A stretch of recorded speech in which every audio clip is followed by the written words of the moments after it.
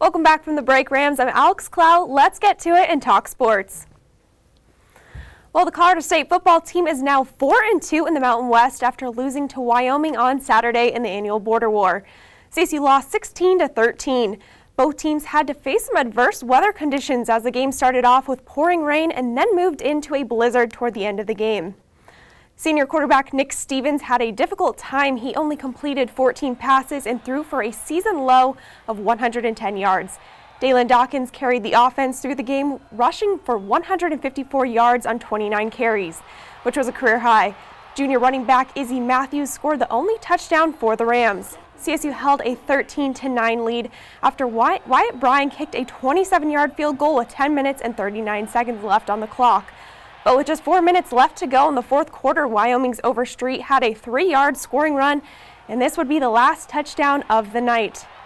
The team returns home this weekend for another late kickoff at 8:30 at night against the Boise State Broncos. This game will be the state pride game where the Rams will debut their new uniforms and look for their first ever win against the Boise State Broncos. The Colorado State volleyball team had a nail-biting match against Boise State last Thursday. The team did pull through, and they did walk away with a sweep and even clinched the Mountain West title, and this marked the 14th time CSU has held the title, and they are still holding a perfect 14-0 in conference play. Senior Jasmine Hanna led the Rams in kills with 13. The first set looked like it would be in favor for the Rams, as they had a solid 20-9 lead, but the Broncos came back real fast to tie 24-24. The Rams fought and closed the set with a score of 27-25. And the third set looked a lot like the first, as it was tied again 20-20, but the Rams came back hot and won 25-22. The team will be on the road for their next two matches, beginning with Nevada on Thursday and then San Jose State on Saturday. It is that time of the year again where sport seasons are coming to an end and others are beginning. I caught up with head soccer coach Bill Hempin to talk about what is happening now that the season is over. So what's next for the team?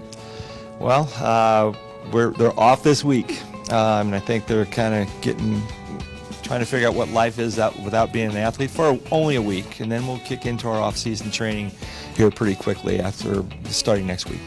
And what can you look forward to for the remainder of the players, since most of them are pretty young?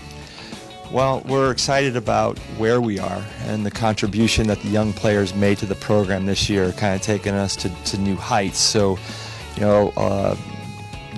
getting that freshman season, or in KK's point, her second collegiate season, but first with us, we're really looking forward to kind of continuing the momentum that we started this fall. I'm definitely looking forward to see what this young team will do next season. It is officially that time of the year, basketball season. The Colorado State women's team opened up their season last Wednesday with a win in an exhibition game against UCCS.